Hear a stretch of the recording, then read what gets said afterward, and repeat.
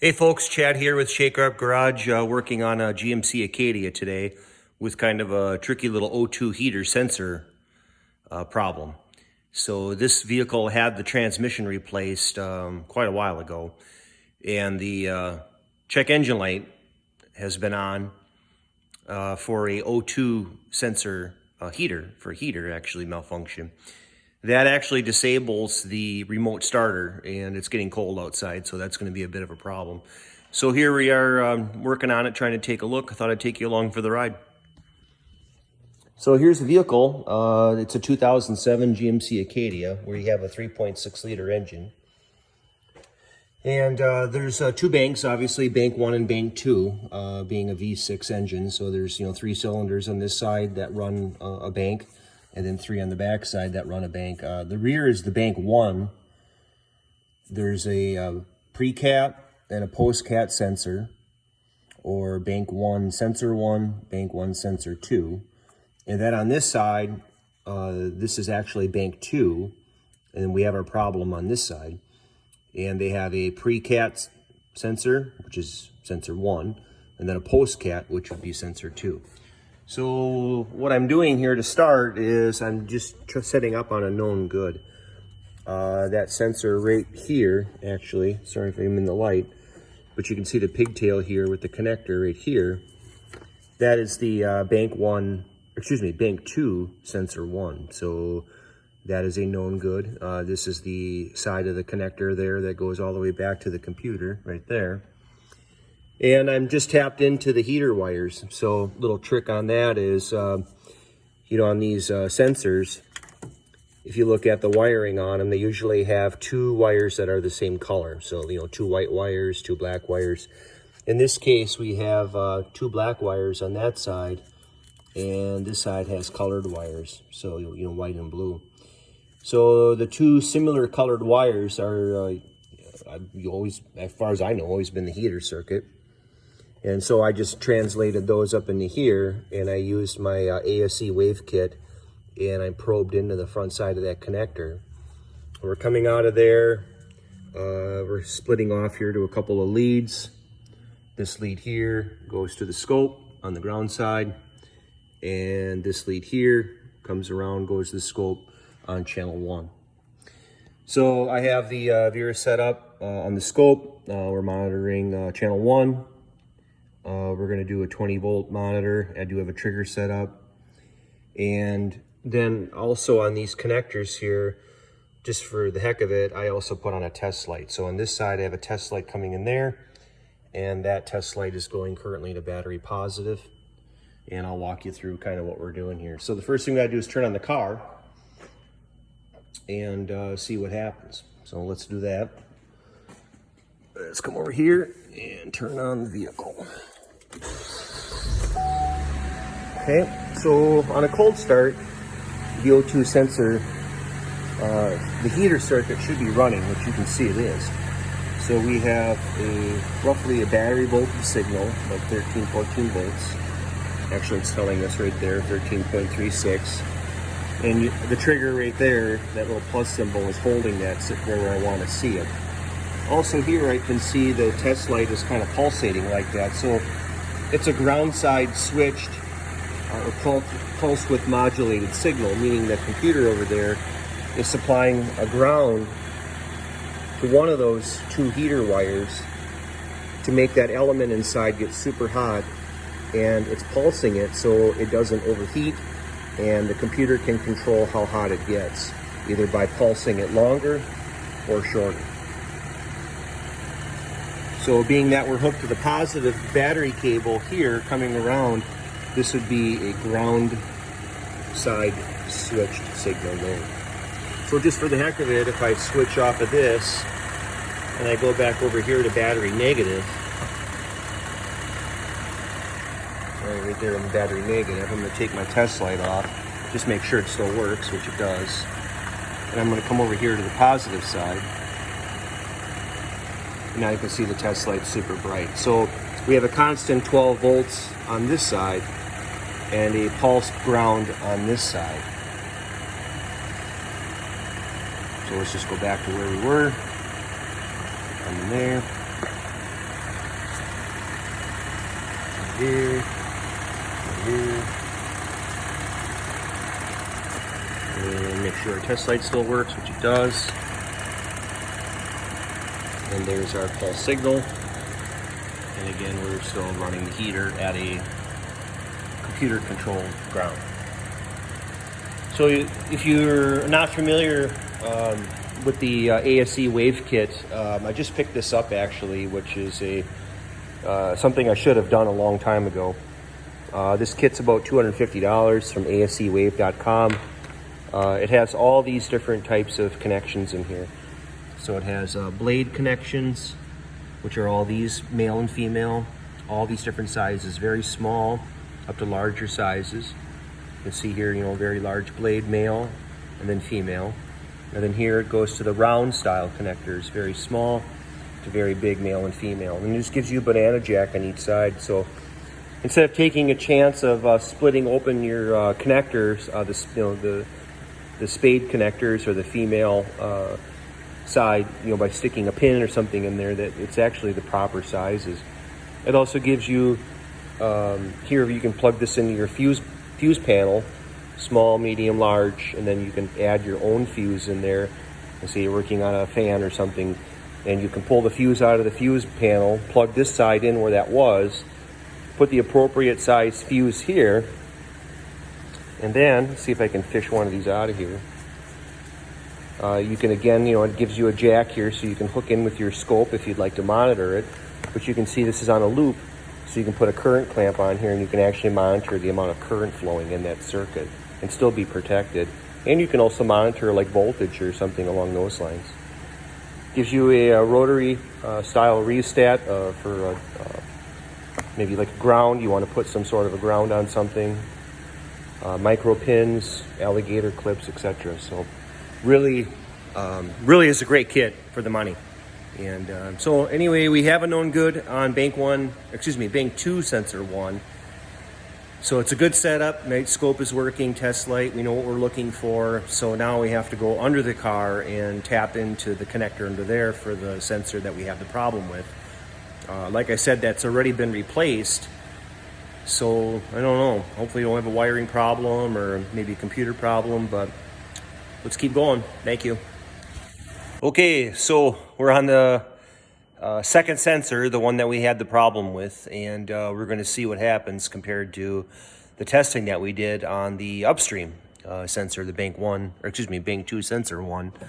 We're now connected into bank 2 sensor 2, which is the heater code we've been getting. Try and get you a shot here what's going on, and let's see what happens. So here's the sensor that we originally were looking at for our known good. I've just reconnected that, and then further down there, I don't know if you can see that same gray connector, but it's after the catalytic converter, and I'm tapped into that the same way that I was on the test that you saw. So we've got the scan tool fired up. We're still on the scope setting. I do not have the test light involved quite yet. And I just want to turn on the car and see if we have any activity here. So let's do that. Come back around. Uh-oh. We have nothing. So we're at 0 volts. And the setup is the same as before. Let's use the test light to see if we can figure out what side our problem is on. First, let's go to battery ground. We use make sure our test light works, which it does. And if we come up here, battery positive, it lights. So we have 12 volts going to the sensor down there, which is good. And let's switch over here to battery positive. Make sure our light works. It does. Yep. And let's come in here. And nothing. So we have very little activity. I don't know, we've got some little blips on the radar there, but they're not going to help us too much. So at this point, we have to try and figure out why we don't have our ground side switched signal coming from the ECM. So is it the computer? Is it the cabling from the computer down there? Hard to say. So I think the next obvious thing to do would be is to shut the car down and pull the connectors off the ECU and do a visual inspection. Maybe we've got a pin problem. If it's something like that, we'll try and trace the wires down, see if we can isolate where our issue might be. So let's do that.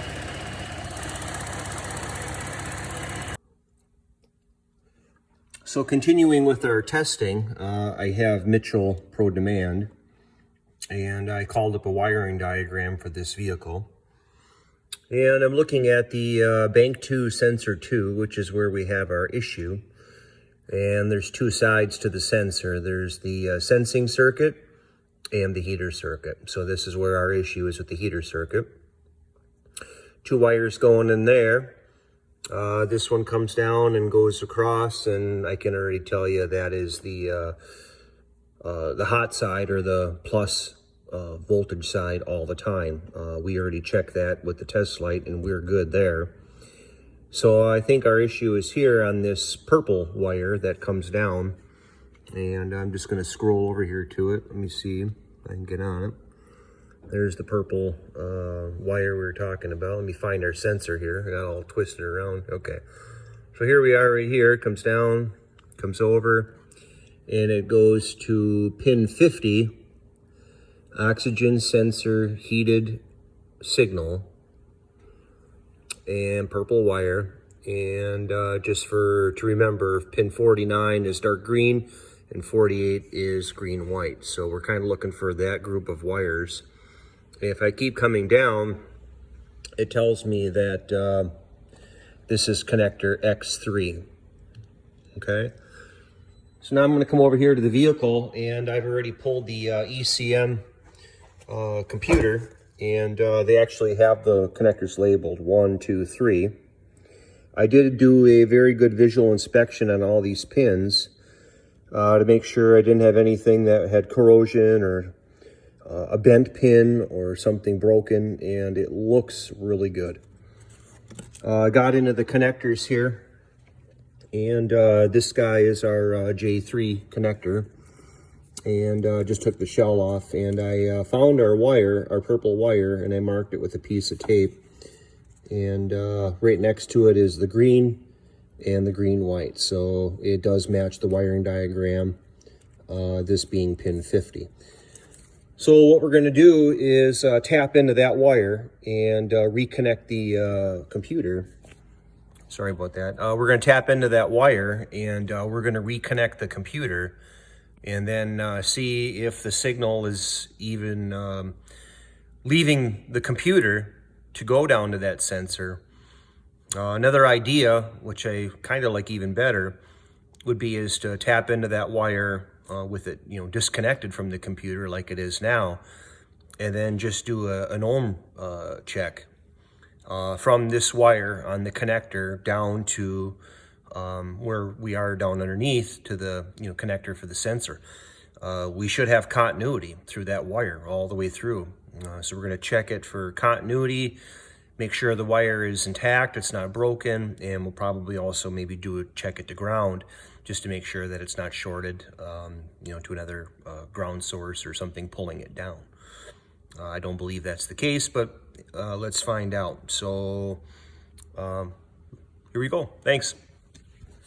Well, I think we made a discovery, so I wanted to show you what we had found. I decided to go to plan B and just use the ohm meter to see from the connector that we had been talking about here on the ECM if that wire had continuity going all the way down. And I actually found something, so I don't know, but I believe that we may have found the issue. So I have the snap-on here set up to just be a regular voltmeter, DVOM meter, and what we're doing here is we're just using ohm scale. So we're coming out of one side with the blue trace, and we're connected in here to the black wire, which goes down to the sensor. And that's where, you know, we didn't have that ground side switching taking place. And then the other side here, I just have connected to a micro probe. And what I was going to do is, you know, here's the connector, and I was going to just stick that into the front here, actually right there, which would be our purple wire. And when I flip this connector over, I saw damage right there. I don't know if you can see it or not. I'm going to try and show you, but that plastic right there is broken. And I just wonder if this connector was never fully seated, because our pin is right there, and that being right there, if that could be the issue. So I'm gonna try and balance my phone here and use the micro probe and go into that connector right there. And when I do, we basically have 0 ohms. So that is a good reading. If I remove the connector, set this back down, and remove the micro connector, we go to infinite. So we have continuity. From the pin on the connector, we have continuity going all the way down. So this might be an easy one, actually. Just try and get that plastic straightened away on the connector, and let's set up again and see if now we all of a sudden have some activity on that heater circuit. So stay tuned.